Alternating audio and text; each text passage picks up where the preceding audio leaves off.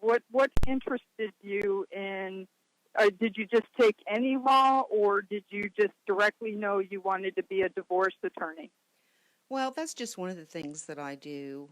Because of my financial background as a CPA, I do divorce work, but I also do tax and estate planning. I do probate work, pretty much anything that would be handled in probate court, like conservatorships and guardianships. And when it comes to divorce law, the advantage I think I have is that I can read financial statements, and that's important uh, when a client comes to see me and needs to figure out how to divide up marital assets and liabilities.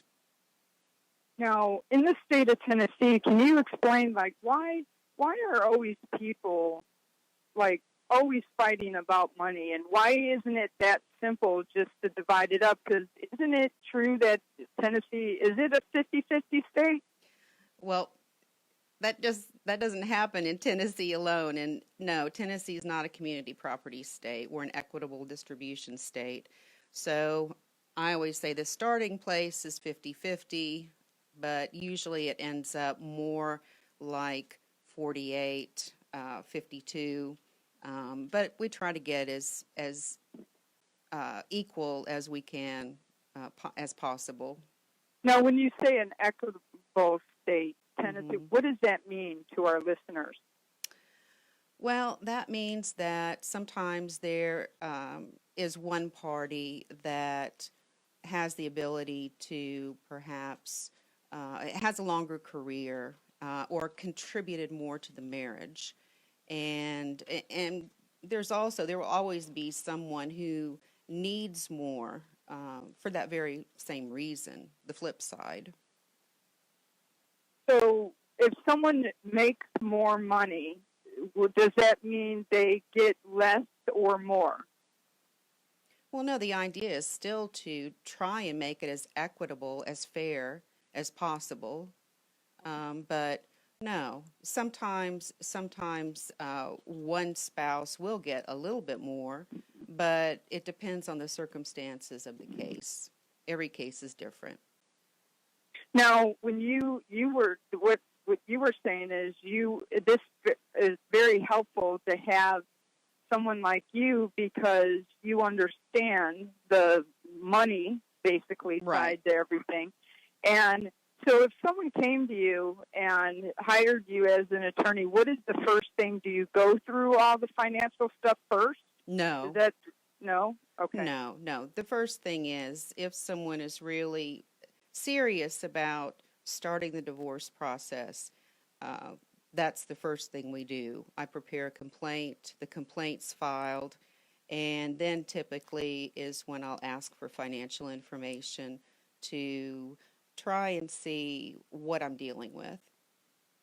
Um, what is like when someone files for? What's the best kind of advice that if someone was coming to see you, what is it that they need to do first?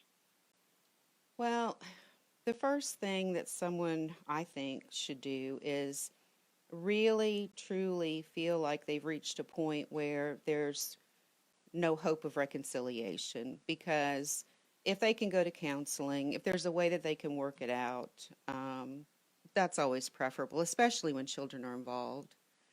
But Now, why? Oh, mhm. sorry. Go ahead. I was Go just ahead. going to say, once someone decides that they do want to move forward with a divorce, I think it's a good idea,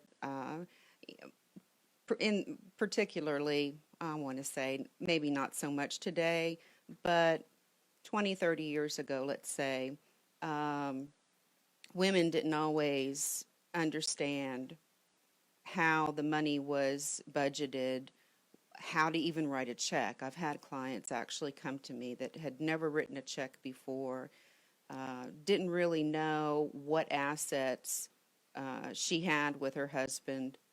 And so I think it's important for the husband and the wife to understand their finances, where everything is, how it's held. And so that's what I would recommend. Now, I've been through a divorce. I wrote a book about it. Not Mm-hmm. entirely about it. From Barefoot to Stilettos, it's not for sissies. So Yeah. even with divorce, it's not for sissies, no No, matter the best intentions. But because of heated, emotional, it's a hard it is. time, you know. But I really want to know, because watching not only what I've been through, but watching so many people go through. I mean, you got horror stories left and right every day. Why is it? Why isn't it the responsibility of an attorney, especially if kids are involved?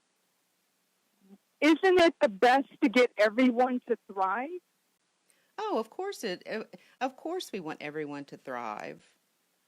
But It why are we hearing, why would, like myself or everybody, have to go through getting PI detectives hired and, whether it's harassing the other parent and all of this and the back and forth and attorneys fueling fire?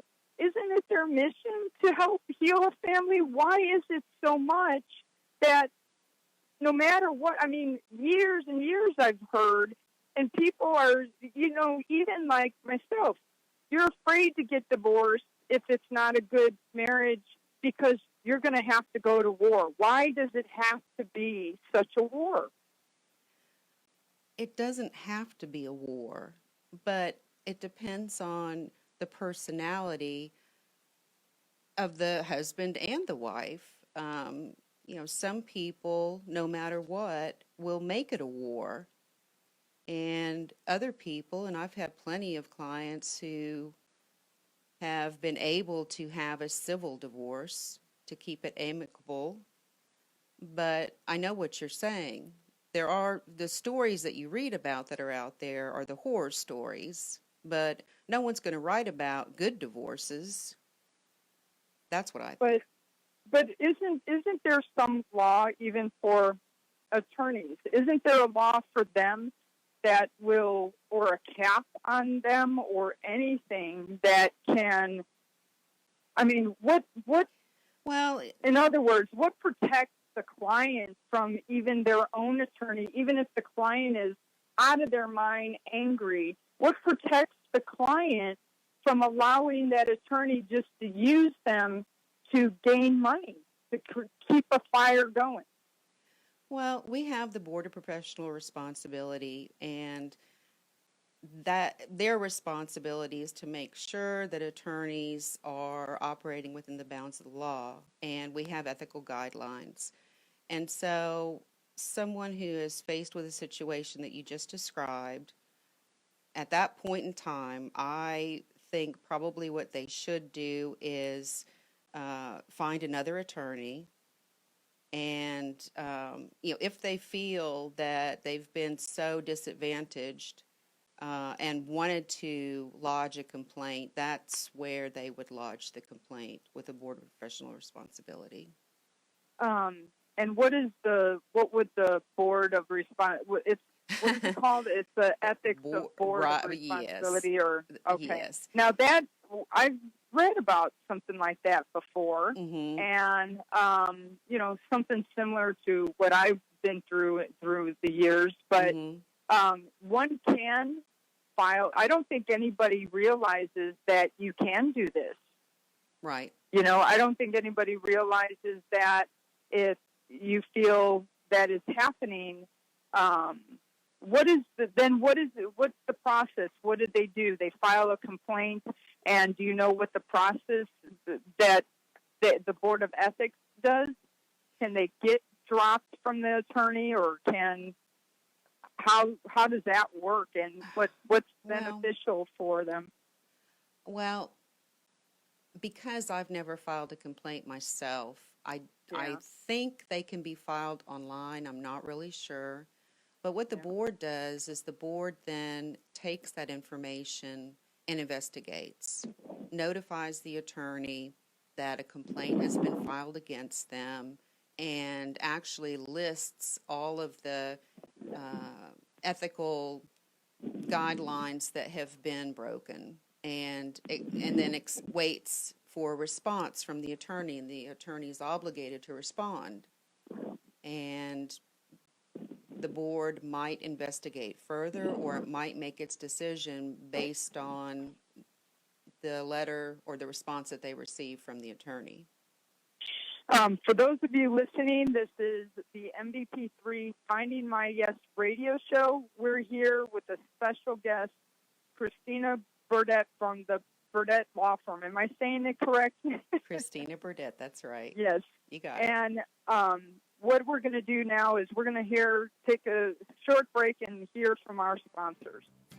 Welcome back. This is Marie Pisano with the Finding My Yes radio show on 107.9 FM AM 990. And for those of you just tuning in, we have a special guest, Christina Burdette from the Burdette Law Firm. And she is a divorce attorney. She's got an incredible story, and she's here to educate us on divorce. Now, Christina, we were talking about, what basically, people could call you for and all that, but other than these horrible divorce, things that go on, what else do you do? What is it that, what is it that you like people to know? You have different areas of practice within divorce and family practice, right? What is that? Well, as I said earlier, because I started out with a background in accounting and finance, I know how to read financial statements, and so I do things like estate planning. I do wills and trusts. I do a lot of business work, business setups, anything that I feel I can use that financial background to help me with as an attorney. Now, you also do prenups and do things like that? I do, yeah. Okay. Prenups, adoptions.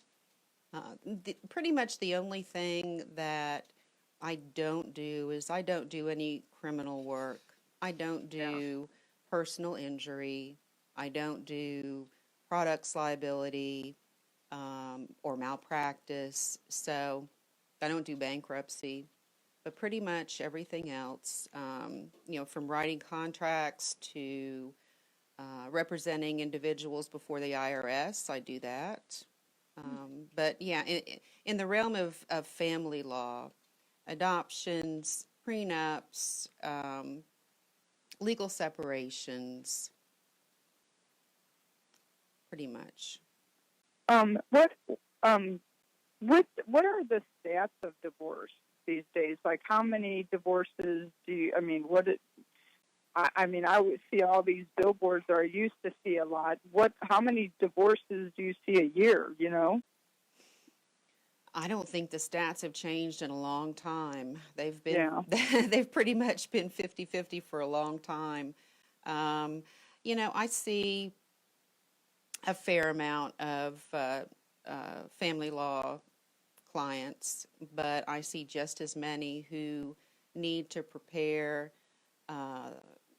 for their future and make sure that their assets and how they hold those assets are properly set up. And so those types of people will come to see me because they want to have a trust, or they want to make sure they have a will, so that when they pass away, their family and loved ones will know what their desires are.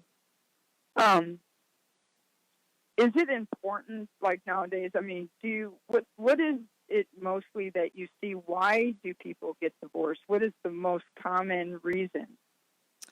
I think that probably lack of communication is the number one reason. So communicate, so you don't have to go through divorce. Exactly. Yeah. Exactly. Don't keep secrets and talk.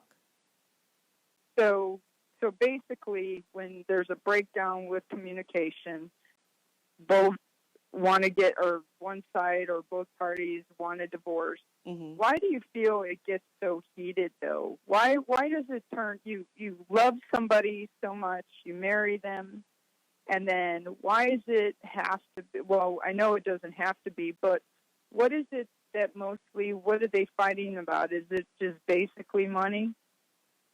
When they've reached the point that they have decided they want a divorce? Yeah.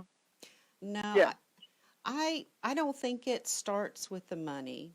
I think that the problem is there's a lack of communication, and that causes misunderstandings. And the misunderstandings then reach a point where the couple doesn't feel like, or at least one party for sure doesn't feel like there's a hope of reconciliation. And I, believe it or not, I try to encourage people that come to see me to see if they can work it out. You know, Yeah. have you been to a counselor? Have you, talked to other people that might be able to help you fix the situation? A, a Now, third party is that might there a be able to cap on contribute. divorce or a time frame? Like, why do divorces go on for years and years? Because the couple's fighting, because they that's when they start fighting over things like money, and not just cash. We're just talking about assets. They never fight over the debts. It's Yeah. always about the house and the bank account and the dog, exactly. So You say the dog. So there's really, I mean, in divorces, they do fight about the dog too. absolutely, Oh. absolutely. Hmm. Um, so what do you tell, I mean, is it the attorney's job to get this resolved as quick as possible, or how does one attorney that, when you have one side that just wants to do what they can to end it and move on, how can you get the other attorney to cooperate? When you figure that one out, let me know. I Yeah. wish it were so, but it isn't. Yeah. I just wish, even with the war, like it's like War of the Roses, and it's not only, I mean, my story, but I mean, some of my similar stuff, I mean, people could relate to. Yeah. And what is, what I think about divorce is it's not funny, but you got to kind of have humor afterwards. And you sit there and you fight about the dumbest things. Mm-hmm. And, but throughout the whole thing, doesn't anybody, whether it's the judge, and just say, hey, knock it off? And really, what are the judges looking for? Because all these games, I think if people knew ahead of time, if I knew ahead of time not to be so scared of the process, Mm-hmm. not be, because like that's what everybody, oh my goodness, I'm going to be found out, or all my flaws, and this is where you start swinging back and forth and everything. Well, I You mean, know, you, go ahead. I was just going Sorry. to say, I can tell you this: judges don't want to hear divorce cases, Right. and that's why couples have to go to mediation before there can ever be a trial. So it. Now, what if they don't agree in mediation? What if one person is so going outrageous? Mm-hmm. And what I never understood, and I wish there was a law that no matter what, even if I joke around, but attorneys could still make money for referral fees, right? If you refer them to a therapist, who knows? But isn't there?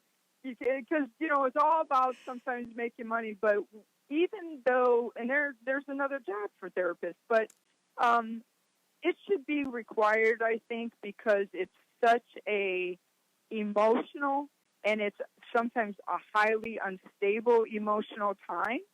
And shouldn't judges rule, like, no matter what, you go through mediation, but there should be, no matter what, they make you go through that, what is that parenting class? That's And right. yeah, and there's those rules. I'm going to do a shout out to the Kinder Place, which used to be the Exchange Club Family Center. Mm-hmm. And they have counseling, or they have classes to get you through all these things. And you have to go, when you get divorced, you have to go to this class. I don't know, what is it, 4 to 8 hours? It's a 4 hour class, and there are several in town, so you don't necessarily have to go to what used to be the Exchange Club. What is it, Kinder? I'm not sure what the name is. Yeah, the Kinder Place or something like Okay. that. Yeah. Okay. Yeah. But not every divorce is as contentious Yeah. as what you're describing. There are, believe me, plenty of contentious divorces, but there are just as many divorces that at least one party, if at least one party is a little more passive, then Yeah. they it doesn't become a war of the roses. Well, all I've seen, even through my own life and everyone that's gone through it, it is horrible. And, people, they make the joke of, well, that's just part of it. That's the norm. Doesn't And have then to you be. got, Mm-hmm. no. And then you got people, I talk about this in my book, but when I got divorced, regardless, it's a very hurtful time for that family, right? Mm-hmm. Mm-hmm. And especially when you got kids involved, you got to, that's where I think, even though you have these parenting classes, there's such a need to bring a therapist involved for the parents so they could know how to co-parent together regardless. Mm-hmm. And get that hatred out, because if not, that's only going to pass on to the children, or the children start being used, or back and That forth, happens mommy all and the daddy. time. Mm-hmm. Yeah. Yeah. And all that creates, a trauma. Now, last week we had Kevin Reardon on our show, and he works through the juvenile court. He defends juveniles. But I heard the program. Yeah. Mm-hmm. And he's basically, all these kids were so worried about school shootings and bullying and everything. Well, it comes from the home. And if the home is not right and you got this separation going on, I think it should be mandatory, not only those classes, but someone's got to teach the parents how to resolve properly. And then, then the kids will learn how to resolve. The kids just want to be kids. Right. They need both parents. I agree. That's, even though how mad I get at my ex-husband, even to this day, or during that whole time, I mean, he even, during the whole time, there was one part, and I'll just quickly tell this story, that, even though you're in the War of the Roses and, in your mind, you're like, oh, I just wish he would go away or die. Mm-hmm. You know what I mean? Mm-hmm. And then I'd get, I wouldn't have to deal with this. But when he thought he was having a heart attack in the heat of everything, of War of the Roses, he called me. I was the only one he had here because, again, I'm the mother of his children, right? Right. So I'm driving, and no matter how mad I am at him, I turned that corner, and I just said, oh, God, please let him live. As long as it takes me, I will heal this family, right? Right. So I get there, he had allergic reaction. Bottom line, it was kidney stones for a man. Oh, my God. That in itself was revenge, I guess. No, I'm just kidding. You got to have some humor, right. in this. But no matter how mad we get at each other, but at the end of the day, we always figure out whether we have to go through attorneys or not. At the end of the day, we're both fighting for the same thing. We're both fighting for the time with our children. Mm-hmm. We're both fighting because no matter what, even though we're out of love in that way, it was very important to me, even if you have an angry bird, you include that angry bird no matter what, because that person is feeling alienated too. Right. And when just to think how when my kids, every other week go there and back and forth. At first, it was so crazy, hurtful to let my kids go because then my house is empty. I'm like, oh my God, my kids, I'm missing out on their lives, Right. But if people would just realize, like, I didn't want to hurt my kids, like, through Christmas and why, great, we got this parenting plan, okay? But I've never followed that parenting plan in a good way. Like, even though it said he gets them this day or that day or whatever, or this, I'm like, well, come over for dinner, or come here for Christmas and we'll figure it out. Because why should the kids have to be split up so much? Well, you're mature. You're being mature about it. Not everyone is. Well, that's what I'm saying is there should be, is there ever a way, or even with attorneys, couldn't they mandate or, here's the deal. Go see this attorney first. Learn how to co-parent throughout this process. We'll help you through a divorce. But no matter what, even the judge is going to say, you two need to get it together for these kids, okay? Now, if there's, other issues going on or whatever, I mean, most of the problems I've seen or even, experienced with other people, it's always these post-divorce things, and you put these kids in the middle and they're bouncing it. All they want, I mean, I want to tell everybody out there, and hopefully you can tell, people give advice that it doesn't have to be this way, but, regardless of your feelings, fight it out yourself. Me and my ex, we could tear each other apart. Right. Even to this day, because we're Chicago, okay? But leave the And kids we're both out of alpha. it. I'm alpha female. He's alpha male, okay? And no matter what, he could go out there and say all this, and I could, say, to my parents or whatever. But even my parents, they're like, okay, they keep his pictures up. They don't even tear him down. Even if we're having problems, it's all, no matter what, at the end of the day, it's about those kids. And that's how it should be for everyone, but it isn't, unfortunately. But what do you say to, like when you represent a client and that they're going through these things, first of all, what would the purpose be to instigate a fight when somebody is hurt and they have children? Why would it be the benefit of the attorney to keep the fight going? Why would it benefit the attorney? Yeah. Why does it benefit the attorney to keep the fight going? Why don't they say to their client, no, we're not going to go file this. I got to get proof first before you go fictitious, you know what I mean, on everybody. But why don't they get proof first? I mean, I've seen this, with many different people, and even, I joked around with my ex-husband's attorney, the first attorney he had, and we joke around. I'm like, why the heck did you allow him to get a PI detective? And I said, in my mediation at one point, I'm like, I want copies of it. Well, as attorneys, what we're supposed to do is zealously represent our clients. And sometimes it involves taking measures in a particular situation that wouldn't be taken in any other situation. So, it kind of goes back to what I said earlier, that every case is different, every situation is different, and if an attorney feels like they need to do something in order to zealously represent their client, that's what I think they're doing.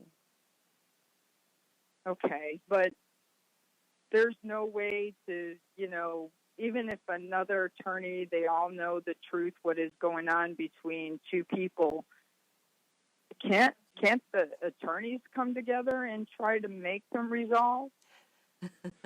I wish it were that simple, but it just isn't, because you're dealing with different personalities. Yeah. And so it's getting everyone in one room sometimes just does not work. Yeah. Unfortunately, like last week too, we had a guest that we weren't able to fully talk to, but um, he was going through parental alienation, and it was horrible. It got to a point, and attorneys just kept siding with the mother for whatever reason, but it was so bad. She took him out of state. She never told him where the child was or anything, and all of a sudden getting everybody against him. I mean, then I went through this too, like everybody feels like then all of a sudden they got to pick sides, like we're seeing with the politics and the news and everything. I mean, someone accuses someone and oh my goodness, the whole bandwagon of destruction, right? Right. But you got neighbors and everything that go tear down these families and everything. And then everybody starts getting alienated. So you got the kids alienated from one parent and then having to pick sides. You got, these attorneys, I think, there are just like with good cops, bad cops, or whatever we're seeing in the news, or whether it's a job, you got a bad cashier working at wherever, you know what I mean? Yeah, sure. And then you got a good one, So you have all these different things, but at the end of the day, when it finally gets up to the courtroom, isn't it usually the judge? I mean, they've seen all this, and they don't want to hear all this stuff. But how is there any way at all possible to get people? I mean, seriously, there's got to be some law or some cap that says you both got to get it together for these kids. I have seen judges say that, but it doesn't happen very often. But I have seen them say that. So at some point in time, there might be a judge or even someone, an advocate, who recommends that they, pull their stuff together. But if the people involved are two mature adults, they should be able to work through a divorce, as hurtful as a divorce can be, as nasty as a divorce can be, if you have two people that are grown up enough to not squabble and not fight and try to do what's in the best interest of the children. That's the most important thing when children are involved. Now, we're going to take a quick break and hear from our sponsors, but this is Marie Pisano with Finding My Yes radio show. I'm here with special guest Christina Burdette from the Burdette Law Firm. And when we come back, we're going to have, I hope we have a caller that calls in about this month of October. It is Domestic Violence Awareness Month. And, talking about divorce and all that, we could get into, things about it when it escalates and becomes domestic violence. We want to stop that and we want to bring awareness. So hopefully we'll have Amanda's Way call in, but for now we're going to hear from our sponsors. Welcome back. This is the Finding My Yes radio show, Marie Pisano, and I am here with special guest Christina Burdette from the Burdette Law Firm. Christina is not only a divorce attorney, but she's also got a story. And I want to quickly give a shout out to her for what she's been through and how she's found her yes through it all. But before we do we have a caller? No. Claire? No, I don't think so. No, not yet? Nope. Okay. So if we do, let me know. Okay. But until then, let's talk about this, Christina, if you don't mind sharing your story about your son. I don't mind. Okay. I actually would prefer to talk about it. It's more important to me than just having a career as an attorney. I had three beautiful children. I have a wonderful son who lives in Washington, D.C. I have a great daughter, both smart. She lives in Chicago, your hometown. My hometown. Yes, your Yeah. hometown. And I had a third child. His name was Max. He was Max in the middle. He was my middle child. Aw. And he was, I thought, a healthy young man. And when he was 15 years old, he was diagnosed with a rare form of liver cancer. And don't try to pronounce it after I say it because it's a doozy. It's Yeah. fibrolamellar. Fibrolamellar. That's how I said it for a while. Yeah. Fibrolamellar carcinoma. And it's, like I said, a rare liver cancer. There are only 200 cases diagnosed each year. And it affects teenagers and young adults.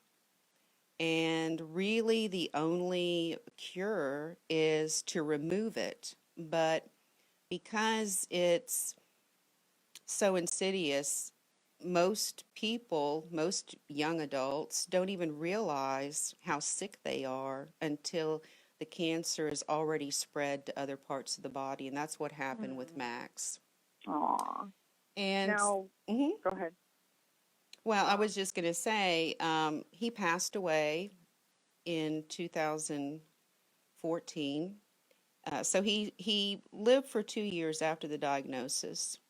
But after he passed away, I started a foundation. It's called the Max Burdette Fibrolamellar Cancer Research Foundation. And what I'm trying to do is bring awareness to fibrolamellar and to raise money to encourage research to find a cure for this horrible, horrible cancer. Now, my company, it's all about film, music, and community, the MVP3 Entertainment Group, and we always give back. And with my radio show, we like to bring awareness to different causes. And like I said earlier, we have Domestic Awareness Month this month, and this is also Liver Cancer Awareness Month, believe it or not, and Breast Cancer Awareness Month. Yeah, but yeah. Mm-hmm. So now, how can people support the cancer or your cause? Well, we have a website. It's maxburdette.com, maxburdette.com. And at this point, I feel like I need to say something about a very wonderful person who's in Indianapolis who has pushed me with this project, and it is a project of mine.